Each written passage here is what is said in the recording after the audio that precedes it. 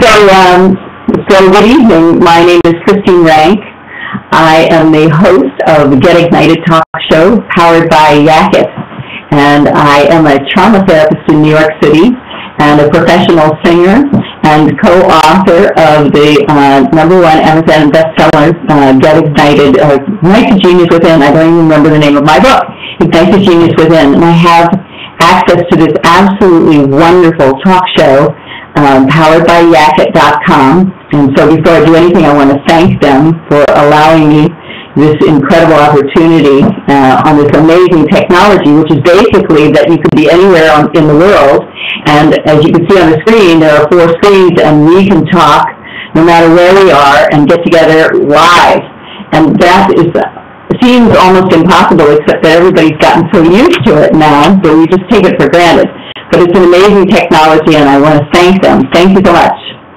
And tonight I have these fantastic guests, and I'm so thrilled to have them. And I actually found them by accident on the internet. I had a Google alert on creativity, and this wonderful organization came up called KlabLab. And so the 2 guys that you see sitting here are part of KlabLab, and it looks like somebody else is trying to come on. And so so that I don't leave anything out, I'm going to read you about them. The first thing they say is, learning shouldn't be boring. KlabLab is on a mission to bring an educational revolution to classrooms around the country, to introduce teachers and students to interactive learning tools and collaborate to create new educational content like music, videos, and much more. KlabLab enables you to learn your own way. That is so great. So Dave Haberman, hello, and Doug Allen are part of the KlabLab production team. We're absolutely sure that Dave does something. He's been a musician since he was 10, and he plays the guitar and mandolin, often serenading people on the street, plus he likes cowboy hats, but not wearing one tonight. Where is it? Okay, now I have to find out, where's the cowboy hat? We traded it in for beanies this time around. We thought it was more LA since we're in Southern California.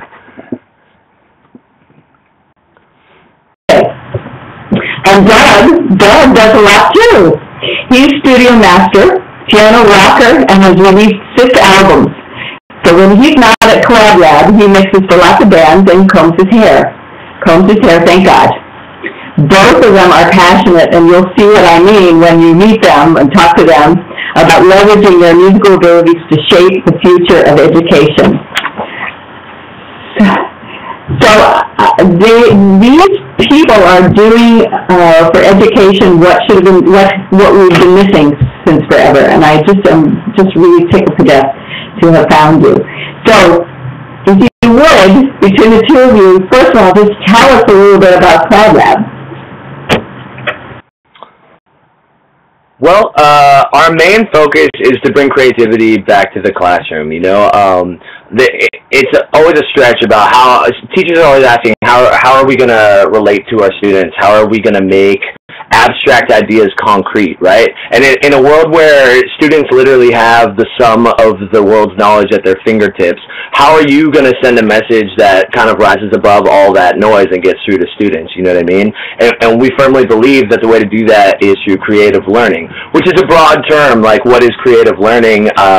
Creative learning is anything you do to engage students that kind of goes above and beyond the regular traditional classroom setting. So KlabLab strives to make that the norm. We're musicians, so we kind of do it through music, and every revolution has a soundtrack, and we just want to be the soundtrack to this one. We think music is a really good banner under which to unify.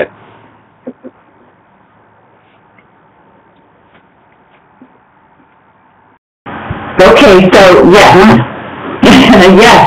And so how do you do it? I mean, I know that it's an incredible collaborative tool, and I want to find out later on about how everybody can collaborate on it. It's not just you guys going around from school to school and doing this. It's a whole community effort, which is what's really really fantastic about the organization. But it sounds like finding ways for kids to express themselves and learn stuff in fun ways instead of like what school has become, which is passing tests and multiple choice questions and being able to answer for funding, getting the right answers and all of that, as opposed to actually learning something that's valuable to them.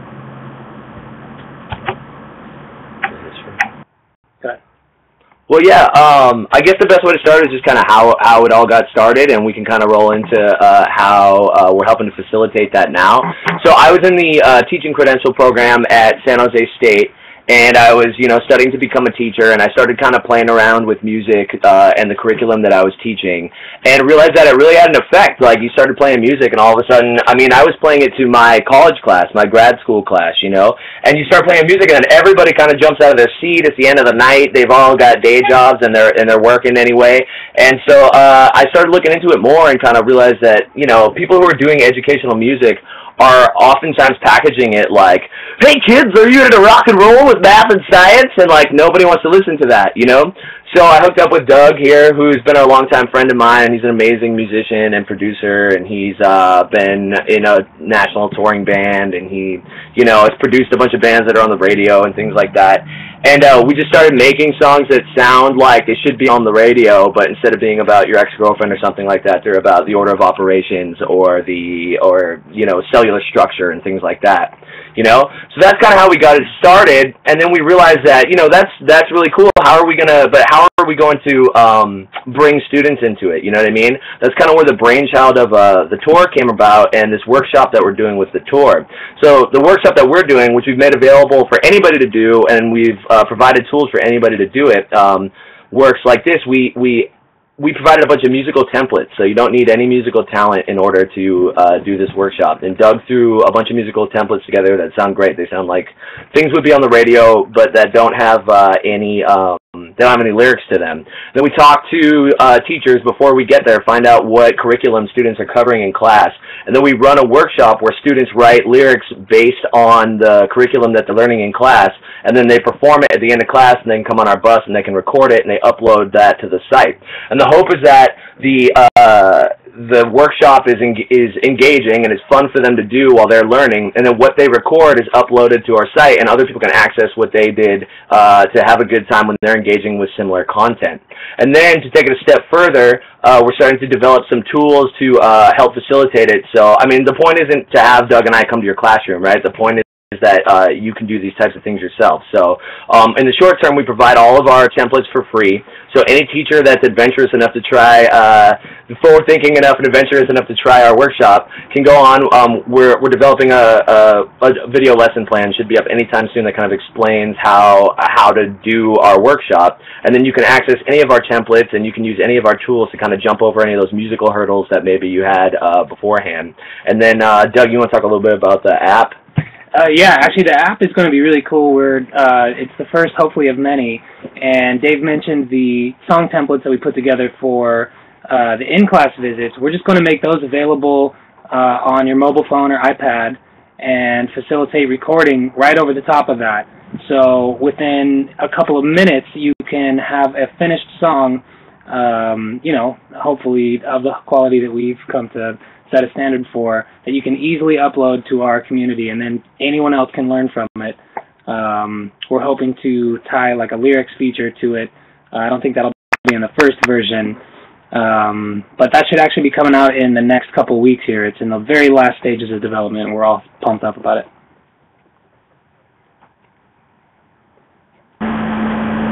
So I just want to make sure I understand. So there are these templates, these musical templates. It's basically a soundtrack that you've created, and you can write a tune over it and then sing it. So, but you're saying that you would be able to do that whole process with your phone. Is that right? Holy cow! So I could have my phone, and if I found a template for a song that I like, wrote a melody and lyrics, and then I could record it in my phone, and the whole thing would go together, and then it would go to your site, and people could use it. Is that what you're telling me? Amazing. Yeah, and actually, I mean, we can't wait for that, because right now, as it stands, it's a lot of fun for us because we get to take the bus to schools and we get to work with the kids directly, which is a whole other story that we're having a blast with. But I feel like the whole thing's going to open up once people can do this on their own and it becomes a streamlined process. Because, you know, we can only facilitate so many recordings by ourselves on the bus. It's going to be great when anyone can just do it, and we make it really easy to upload it onto the website. I think that our overall content library will grow, and I think that that's going to help with the social sharing aspect will then come into play there, and hopefully get the word out a little bit better.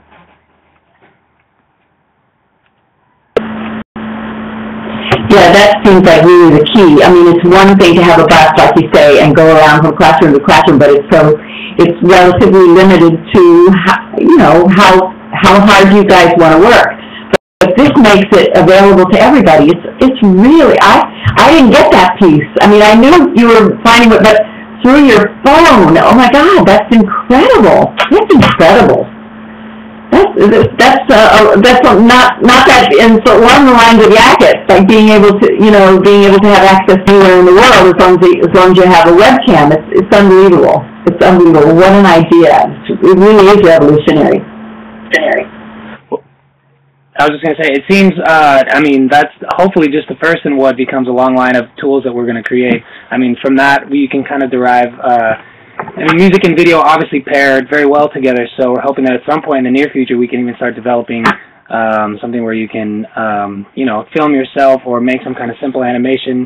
Not exactly sure yet, but, I mean, at this point, now that we're seeing what's possible with new technology and seeing all of the apps and things like that kids are using right now, it feels like the sky's the limit with what we can do, and just skew it towards education. Totally. I think that, there are so many talented teachers doing so many amazing things, and there are a lot of teachers that use creative techniques in the classroom, but their sphere of influence is kind of limited to their classroom, maybe their school, if they're lucky, maybe their district. And the hope is that at some point KlabLab can become the hub that expands that sphere of influence to anybody that can access it.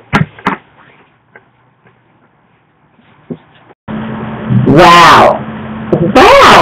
It's really, really, really, really, really incredible. And so I'm sure you have all kinds of ideas. About why. Sorry, my phone. Why this way of working with kids is important, crucial, and everything else. So maybe you want to talk about that. Do you have any experiences with kids who've really blossomed as a result of this process? And also, I know you want to show some videos, so whenever you feel like you want to do that also. Yeah, I mean, without kind of sounding like I'm just shamelessly self-promoting, literally every day, it's interesting, like, we don't know the kids coming in, it's like teachers, have a whole relationship with kids. They know the kids. We come in, we have one experience with the kids, you know what I mean, and then we're gone. So what we see is what we usually get. But I mean, just yesterday, we were in English class down here in Huntington Beach, and we had our teacher. The kids were reading The Kite Runner, right? So we ran our songwriting workshop, and he just said, "You got more out of these kids in one class than I've been able to get out of them in 7 weeks on The Kite Runner using this workshop." You know what I mean? And I mean, even there was one, I thought I totally bombed one time. It was like one of the first ones. I was still kind of testing it out or whatever, and it was a math class, and it was my first 8 a.m. class, and it was my first time with freshmen. I'd always done juniors and seniors. They're a little more outgoing sometimes. And so I thought I totally bombed. I went to the teacher after, and I was like, "Man, I'm really sorry, that didn't quite go as I expected." And he looked at me like I was crazy, and he said, "You see that kid who just got up there and rapped about geometry and spent the whole class talking about geometry? That kid has a 12% in my class. He never does anything." You know what I mean? And it just goes to show you that if you engage people in the right way and you approach things right and you make it something that is engaging in something that you want to be a part of, then it doesn't matter what the subject matter is. It's all about how it's packaged. I mean, our songwriting workshop is basically a gimmick that gets kids to write a report and then give it orally at the end of class. And inevitably when I say, okay, you guys are done, like, you know, are you guys ready to do it? And they say, no, can I have 3 more minutes? It's like, oh, did you just beg me for 3 more minutes to write about the Cold War? I mean, we've stayed at places, when we were in San Francisco, for instance, we had a student come to us after class, the next day, we visited his class, we were there for 3 days at the San Francisco, the School of Arts and Sciences, Academy of Arts and Sciences.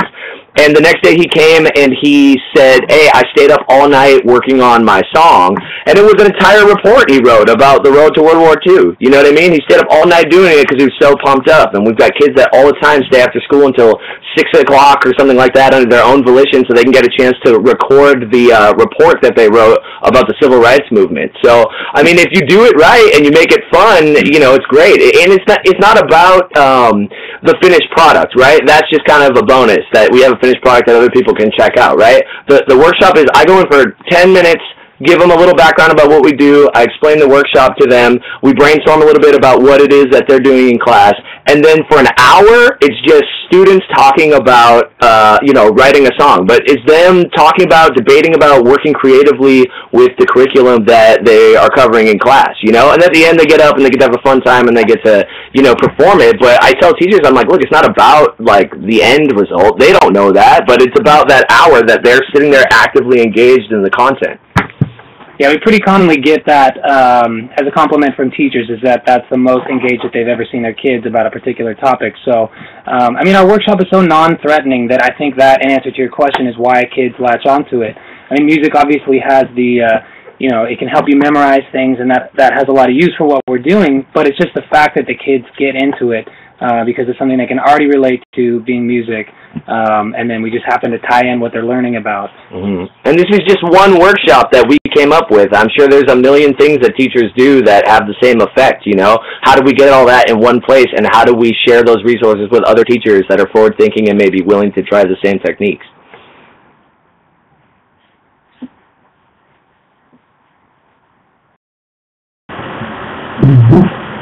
Okay. Sorry, a little technical glitch. So before we started, we were talking about Sir Ken Robinson, who is a very famous educator and has done this famous talk on TED.com that has reached almost 11 million people, plus many more by having been retweeted and resent. So his message is that obviously the creativity has gone from the schools and that we desperately need to get it back because the kids we're not going to be here, and what we're leaving behind is for them to deal with, and they're going to have to be able to be very creatively resilient, and the schools are not obviously providing that. And then the reason I'm mentioning is because he told this famous story about this choreographer, Gillian Lynn, her name is. Gillian Lynn, she was a choreographer for Cats and for a lot of the Andrew Lloyd Webber musicals on Broadway. And when she was a little girl, she was very hyperactive and difficult, had a hard time at school and was very disruptive, and she was constantly getting bad grades and so on. And so they diagnosed her as, you know, having education difficulties. And so her mother took her to a shrink, and she sat there, and when she was like 8 apparently, and she sat there with her mom listening to this doctor and her mom talk about the issues that would probably be called ADHD right now. You know, in this generation we have ADHD. That's what we call kids who are hyperactive and can't concentrate. And so he listened, the shrink listened for a long time, and then finally said, okay, to Jillian, he said, I'm going to go out and I need to talk to your mom privately. And he said, you wait here in the office and we're going to go out into the lobby. And he turned on the radio. And then the two of them, the shrink and the mother, went out into the waiting room and left the door open. And as soon as he turned on the radio and they left, she started dancing. And so he said to the mother, he said, she's not learning disabled. Makes me weepy. she's not learning disabled. She's a dancer. She's a dancer. And put her in a dance school. And then so they put her in a dance school, and she said, finally I'm with people who are like me. They think when they move, you know. And that's what school has done, the way school has developed lately. Anyway, in my generation, I don't have to tell you, I am just horrified by what you read about just the testing alone and preparing for the testing. It seems like it's all about that.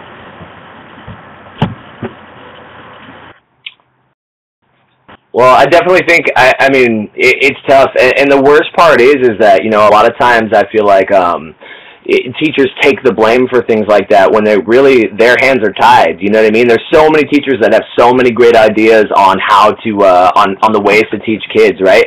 And who better suited than the people who do it every single day? And their hands are tied because of the, you know, various red tapes that they have to cut through to get anything done. And I think that, you know, it's a shame.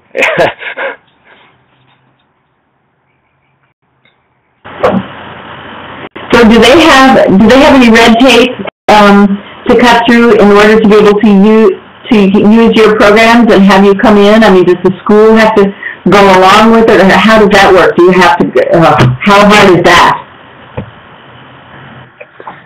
In terms of red tape, we haven't really been met with as much as we thought that we might. It's more that it's a little confusing. It's tough to describe what it is that we do and to get teachers to understand exactly, you know, what it is that we're going to be bringing to the table, or even the purpose of us being there. And so that's one thing that we're considering, is how to clarify, you know, what the workshop is, because we'll get to a school and the teacher will be like, well, that was fantastic and my kids had a wonderful time. I just had no idea this is what it was going to be. So it's kind of our own red tape, I guess. Yeah, I guess. But, you know, the upside is that we thought it was really important. There's a lot of companies out there that say, you know, this is the way we should learn. There's a lot of people out there talking about this is the way we should learn. This is how we should do it. And we always thought it was important that, you know, we have our boots in the ground. We work with teachers who work with kids every single day, and we learn as much from them as, you know, they learn from us. And I think that if you're going to spark any kind of revolution, then you need to do it from the ground up, and you need to light that fire low and let it burn to the top and not go, you know, up high and then come back down. So I think that, you know, working with teachers and seeing different techniques and working with a bunch of different students, I mean, we're inner city, we're suburban, we're all over the place, you know, we don't discriminate, private schools, public schools. So that's how we want to learn about how kids learn, and that's how we are learning about the best ways in which to facilitate creative learning. Do you want to show a video or 10 videos? I know you have some you have some things going on. You tell me, is this a good time to do that? We definitely can. I think we can just, you know, kind of move out of the way a little bit and show one of our more popular videos. This one's called Cell City. It's about cellular. It's actually one of the first ones that we did, and it got us a lot of attention. So here it is. Yeah. Here it is. It's about cellular structure. Get on one.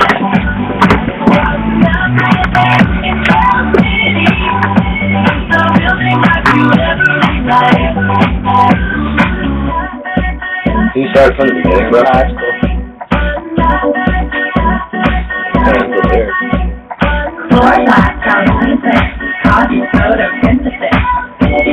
We don't have any more.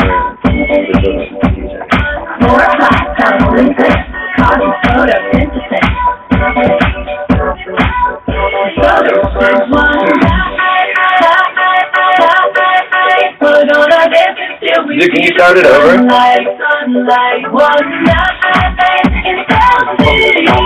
Yeah. Where do it, everyone? Hey, we'll start from the beginning so you can actually hear the educational part. There you go.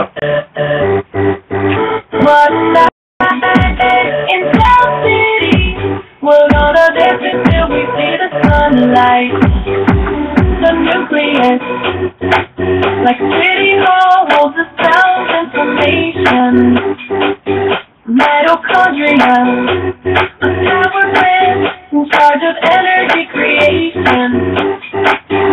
The Golgi apparatus is like a post office. It packages material and movement.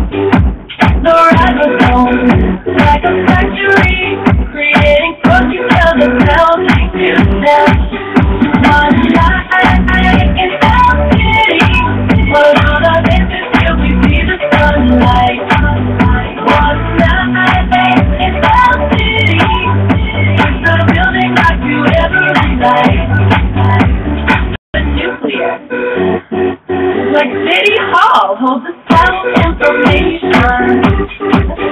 Mitochondria, a power grid in charge of energy creation. All the apparatus and microscopic packages material and moves them the ribosomes. Hopefully you can hear that okay. We've got another one about the order of operations called PEMDAS. And this one actually, a student sang on this one. This is another one of our popular ones. Oh, how do I do this?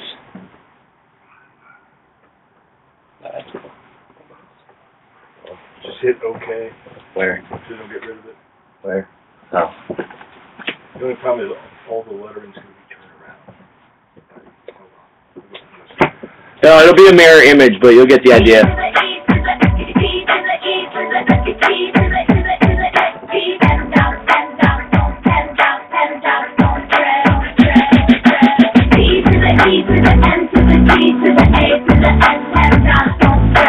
Order of operation, help me to go and E to the E to the M to the D to the A to the S, PEMDAS, don't fret. Order of operation, help me to go and we always simplify parentheses first. That's why we say it better at the start of the verse. When an equation will come on at letter first. Simplifying the parentheses, we use the curve. Exponents come up next on the list. Solve equations in this order and symbols that permit the exponent curve also permits of the power in the root and again this is P to the E to the M to the D to the A to the X, PEMDAS, don't fret. Order of operation, help me to go and E to the E to the M to the D to the A to the S, PEMDAS, don't fret. Order of operation, help me to go and multiply or divide in the order they appear. Just one more step and the answer will be clear. And now it's finally time for us to add or subtract the operation that comes first. Should be the first to be unpacked. And the list goes on. So those are a couple. That's a dance tune and a hip hop song. And then we've got all sorts of different genres. We've got a rock song about the hero's journey, and we have we've got a punk rock song about prepositions. We've got a country song about pronouns. We have a metal song about King Tut. We have a good time.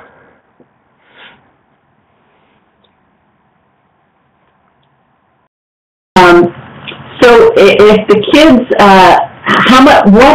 if the kids now in one of them, the second one, one of the girls actually did the singing, and I guess you can also do rapping and so on. What about the special effects? Do they learn how to do do they learn how to actually make the video itself? And how do you record something? Do you have some sort of like a sampler voice that you use when there's nobody to actually sing it, or do you guys sing it, or how does that all go together? In the case of that song, that was one in sort of the earlier incarnation of we were just getting rolling. We took that one, we did a bunch of example content, and that served as that. So we gave that one a little more finessing than we would with some of the content that we're working on for the tour. But in terms of the video, I mean, we're excited just to see what people can do. The animation is cool. We hired someone to do a couple videos like that. We have a couple live action ones. But we just are kind of throwing the idea out there in hopes that people will show us something that we didn't even know existed, whether it be video or music or whatever. So I think there's actually a lot more talented video people out there than us. Yeah. Also, so when we visit classrooms, we have students come in and just whatever they got through in class, they get to come up and record. But what we did the first couple of times we piloted our workshop is we actually took the students' lyrical ideas back to the studio and then like did them up big. Doug worked the studio magic, and they came out, you know, sounding like the fully produced songs that we started with. So at the end of this tour, we're going to kind of sift through. We've kept all of the songs, and we have all the audio files and things like that, and pick the ones that we like the best. And we're going to make an album based on the curriculum that we worked with students with, and make a song that make an album that we wrote collaboratively with every student that we visited.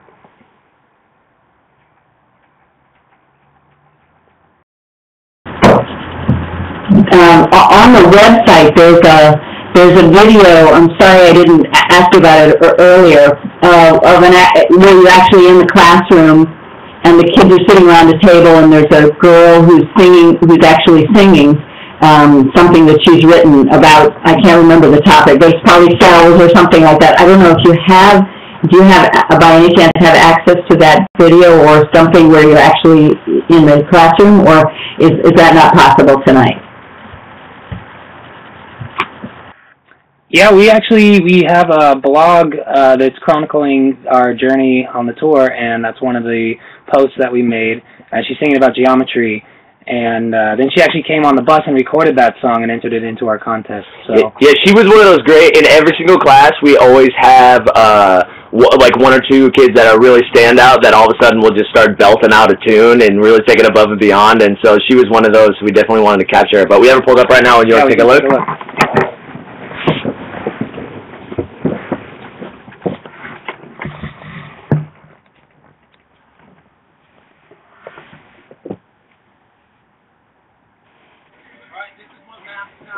San Francisco.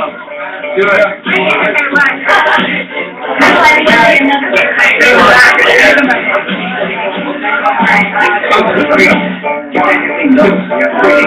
You gotta say them with faces, no matter who faces, you can get inside when you realize no more worries. You found an escape. No more worries.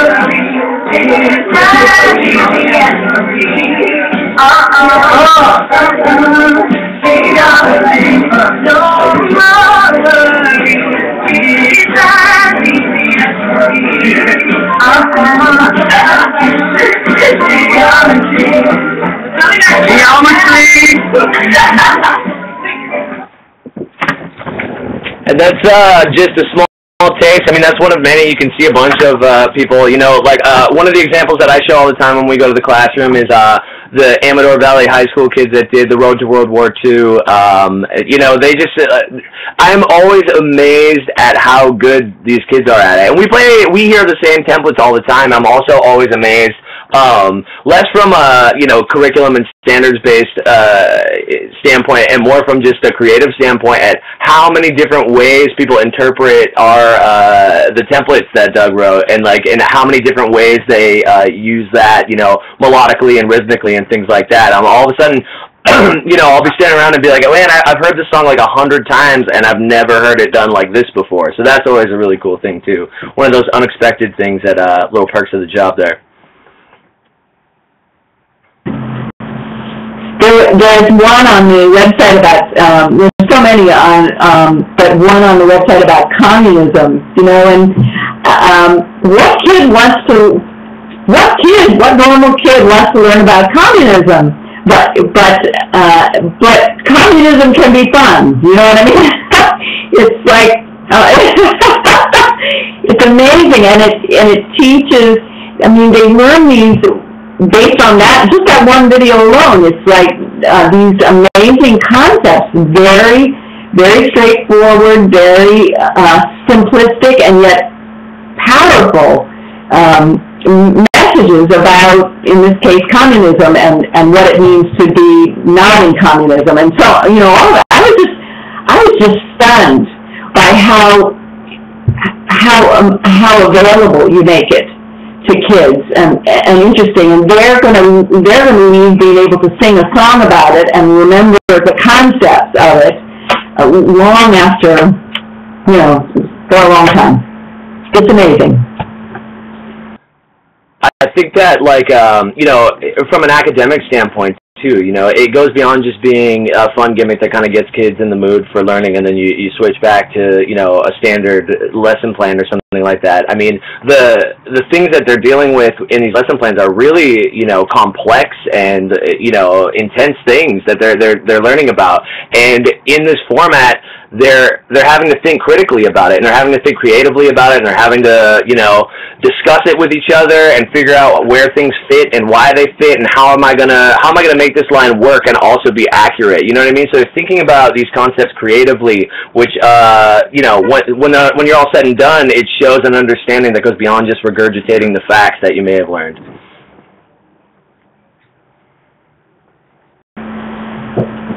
The other thing is that they, you know, we're doing so many studies on the brain now, and what we're finding out is that the more senses you engage when you're learning, the better you learn. And so that's another thing that gets engaged in this kind of learning is, I mean, they're moving, they're being musical. They're learning facts, and for example, in the research, they're doing studies now where it looks like if you're in a room that has a very strong perfume, for example, if they smear some heavy cologne like Brut all over the walls while you're studying, and then you go and take a test on the material that you've studied in that room, and you wear a little bit of Brut on your wrist, you will be able to recall all of that information much better, and will have absorbed it much better by engaging the sense of smell. And so, I mean, you're putting so many elements together in this process. It's just fantastic. Yeah, there definitely is that aspect of it. I think when we were in high school, the teachers would tell us lemon was the easiest because it's such a potent smell. But, I mean, there's also the fact that kids are just having fun. I mean, think of how much more engaged you are when you're trying to learn something if it happens to be fun. And corny as it may sound, like they actually are having fun in the classroom. And I think that is what we owe, you know, the success of the tour in large part to. Yeah, I mean, like, that's great that there's all of the scientific evidence to back those things up, but ultimately, you know, people ask us a lot, like, oh, well, how do you connect with students? Like, how are you connecting with the youth of today? I mean, they just like authenticity. If you would be bored, then students are going to be bored too. There's no secret to it. You walk into a group of kids, and they're people like anybody else, and they have problems like anybody else, and they like to be entertained like anybody else. So you walk in and you talk to them like they're people, and they respond to that. I think they appreciate an honest approach, you know what I mean? And I think that's why creative learning is so important, because wouldn't you rather learn creatively than sit down and listen to a lecture? Even if the lecture is super interesting, you know, usually the best lectures include something that you know, is really engaging and creative. So, you know, it's no different. There's no secret to it. It's just common sense, really.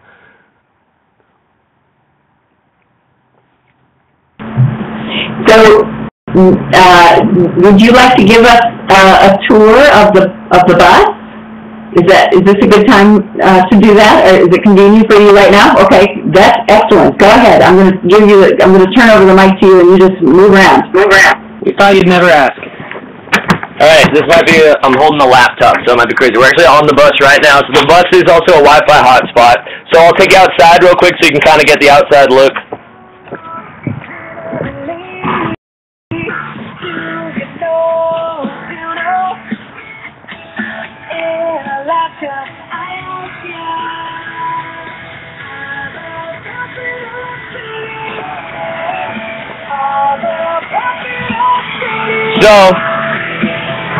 So on the bus we have outboard speakers right up here, so we can play some of our songs and stuff like that when you first walk on.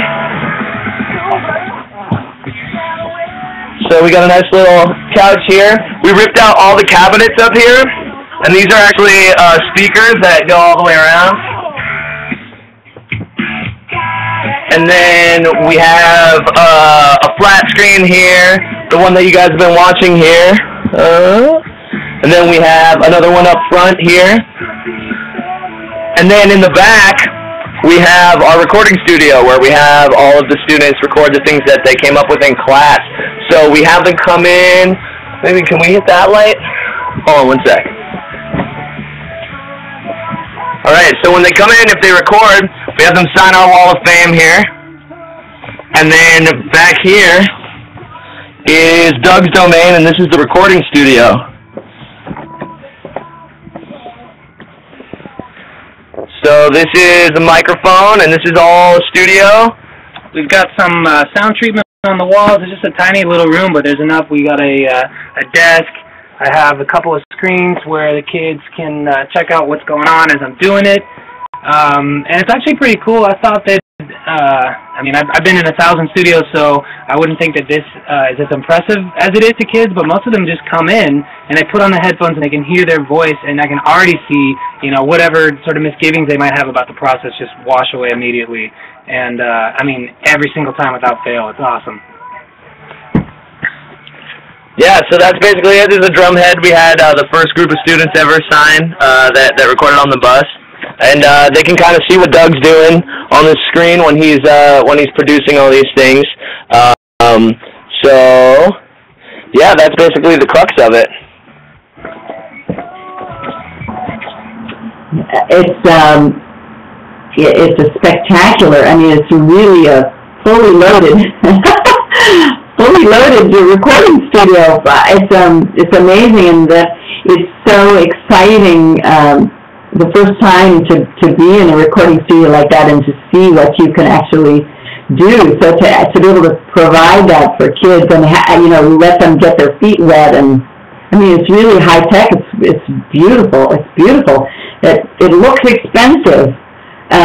How does all that? What is there funding, or how does all of that work?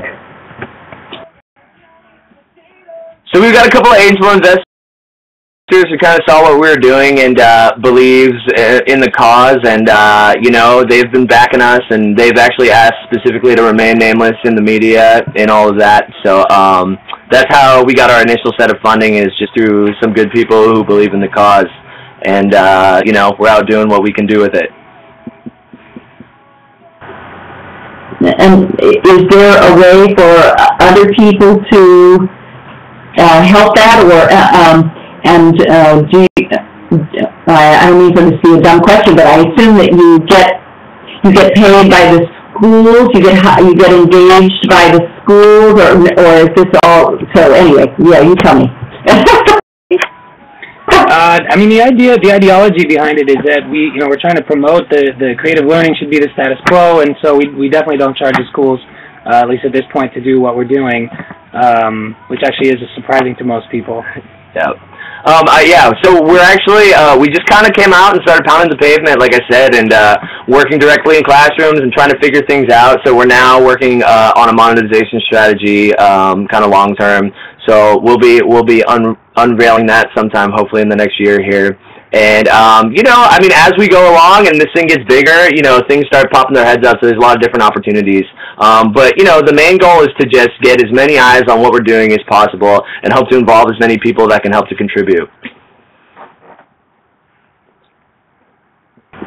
And can you talk a little bit about what it means to contribute? Obviously, it's not just funds. You're talking about creating an entire community, and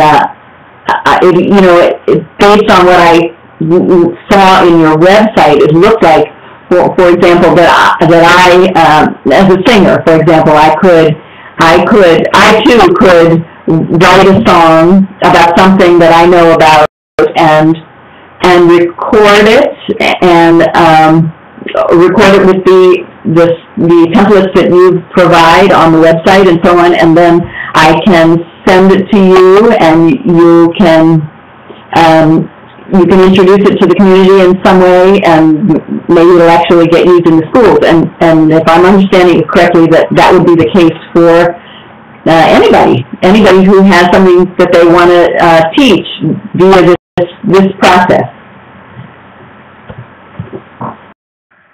And that's actually an automated thing. I mean, you, in theory, ought to be able to go onto the website and use this app that we mentioned earlier. to once you've created the content, I mean, you can upload it to the website, and immediately it can be available to anyone so that they can learn from it. And we have this sort of long-term vision for the content library in the future, that it becomes just this sort of expansive, creative learning database, and you can search by standards or just by any subject you want to learn and see, you know, community-created content about whatever it is that we're talking about. So the short answer to your question, which is how can people contribute, is just content. Yeah, I think that content contribution goes far and away beyond monetary contributions at this point. I mean, we really want to encourage people to get on there and do it so that we can have a growing resource, you know what I mean? And it doesn't work without the help of the creative people that we've been talking about, students, teachers, what have you, you know? It takes people to get people, so we're, like I said, you know, we're starting slow, and we're lighting the fire down low, and we're hoping that it spreads rapidly. I think that, I mean, one of the... Great. Woo! Sorry, I interrupted you. I'm going to get back to you. It's funny, I thought that would happen actually a few more times during this. But all I was going to say is that from the teacher standpoint, I mean, a lot of people are treating this as sort of a one-time, you know, special thing, which by and large it is, but we're also trying to promote the fact that teachers can run this workshop that we're doing on the tour by themselves. So we're putting together a video lesson plan, which should be available within the next couple of days here, so that absent us, teachers can run this, and that would be extremely helpful for us too, especially to see pictures and hear their testimonial about how it works with their kids without us. Actually, on that note, if you want, we have one of the teachers from Marina High School. He's the one that hooked us up with our tour dates down here. We've been down here for the last 2 days. We haven't visited his class yet. That's slated for tomorrow, but he's been talking to his colleagues and stuff. If you'd like to talk to him. Yeah? Okay. This is Tim Miller, and he is a science teacher over at Marina High.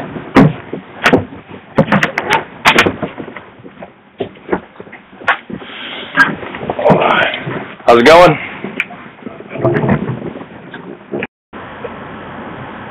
Hi.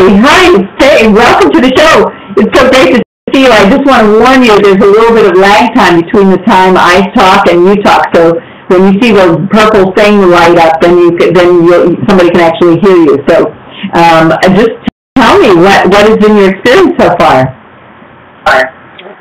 Well, so far I've got to see Dave, Doug, and Joe in action at Marina High School, and it's been incredible. The teachers kind of were skeptical because I know these 3 guys outside of KlabLab, and then I wanted to bring it to our school, and so, you know, my colleagues basically kind of went along with my plan, and both the teachers that KlabLab has been able to visit are just blown away. And I think what it really does a great job of is involving students that aren't typically, you know, the people that participate in everyday discussions or everyday learning as far as being actively engaged and following content. So it's been really, really an amazing experience, and I'm looking forward to tomorrow where they're going to be in my classroom finally. So I've had to share them. I'd love to have them, you know, be able to be at our school maybe a few times a year, and I know that teachers that are getting wind of this are actually trying to find out when they're coming back.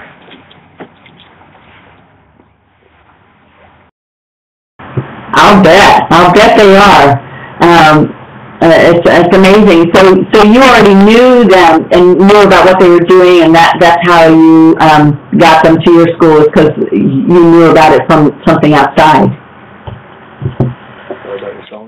Yeah, so actually when they were first kind of developing the KlabLab website, I had Dave ask me for, you know, some ideas for some songs, and I took the liberty of writing a song about the moon with my wife, and then we sent it up to, you know, so my wife and I recorded it and sent it to Dave, Doug, and Joe, and they actually put it on their website, and it's one of the things that my wife and I are most proud of for this last year is getting together and working on, you know, a song together, and I've been able to share that with my class. So it was a kind of a lead up to them getting to Marina, was me incorporating the songs that we've done outside of KlabLab, and then now that KlabLab is coming in my classroom, it kind of gets the kids are really, really excited to actually get to participate themselves. Actually, we got some of the moon queued up if you want to hear it. Crank it.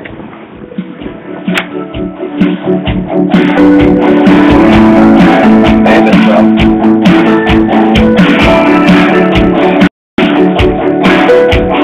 I ride by gravity, waxing Cupid's crescent wings.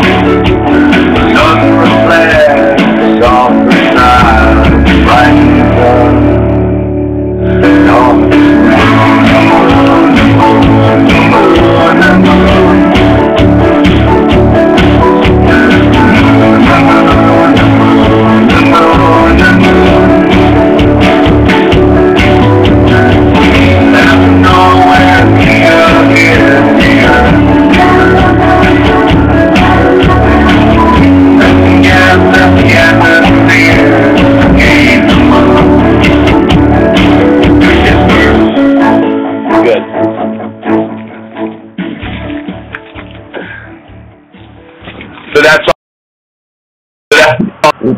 Sorry, I interrupted you. That's awesome. Good, really good hook, and you sound great. And the backup. I mean, holy cow! You can go pro. Well, that's I'm one song away from retirement.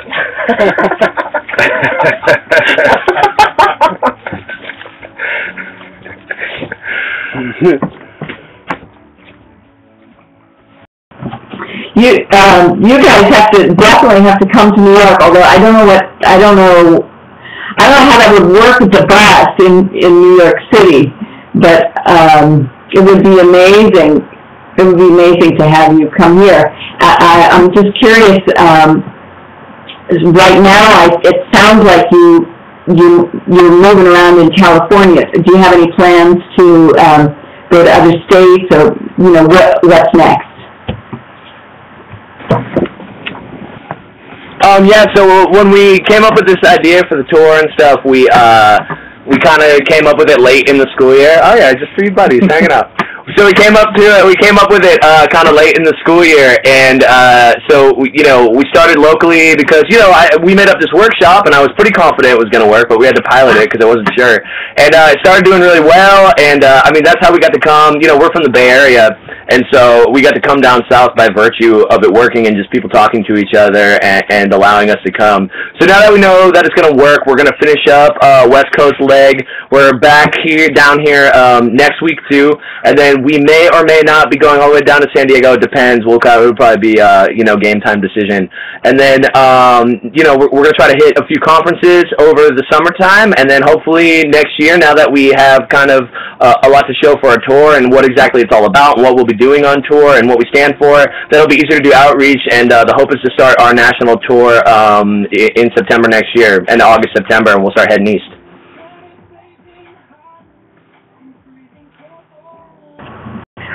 Wow, that's too good to hope for. That's terrific. Okay, so we can get together then. That's awesome. So I think I have so many. You have so many friends in show business and fabulous singers and entertainers and writers and all kinds of stuff. And I can't imagine that so many of them would be interested in participating in this program.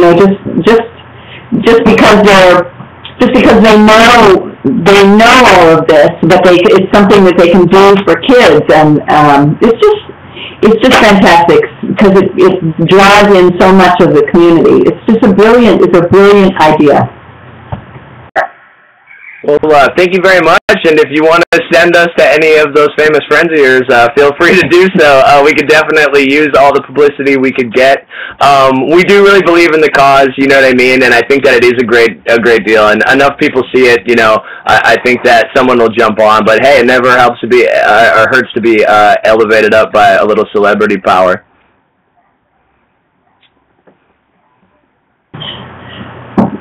Well, I don't know that I know so many celebrities, but I know a few. So anyway, I think it's about 9:30. I think we can wrap it up now. I just want to check, is there anything else you want to add? I want to make sure actually to write your name and website down here below. So I'm going to do that. But if you want to say anything else about how to contact you or anything, and again, it's KlabLab. I'm going to hand it back to you for a second. Actually, I mean, this kind of falls outside the scope of what we were talking about. It just ties a little bit into the story about the dancer, and it just got me thinking that we talk every single day about how, you know, every once in a while we'll hear the sort of doom and gloom about, you know, the youth of the nation and how education is not doing too well, and we just want to say we hang out with kids every single day, and we just think that the future is in great hands. It's going to be a bright future. We're doing just fine. So don't listen to all that hype, because we've got a lot of brilliant youth out there that just need a chance to say the things that they need to say. Oh, that is just fantastic to hear. That makes me weepy. Also, it's not that hard to make me weepy, but really, that is good news. I'm really thrilled to hear that, because, you know, in the press, I know I don't have to tell you, and especially in New York, oh my, what we hear in the papers in New York about the education that's going on right now, it's, so it sounds very worrisome. So for you to be able to say that there are so many great kids and that they're doing great, that is just wonderful. Okay, so, I can't tell you how much I appreciate you being on the show and how excited I was to find you. So it was just a really great privilege to have you. Thank you, and a lot of laughs, and I really appreciate it. So everybody, please visit KlabLab.com, and if you know, and there, good, and there, thank you. There's the email, and if you know anybody, any classroom that can use this, and if you know anybody who would like to be involved, talk to Doug and talk to Dave, and we'll get everybody ignited. So I'm going to say good night. Thank you all again, and thank you so much for coming to this talk show, and thank you to Yakut, and I hope everybody can have a dream and go out the door and go and get ignited. Good night, you guys. Thank you so much. Bye. Bye.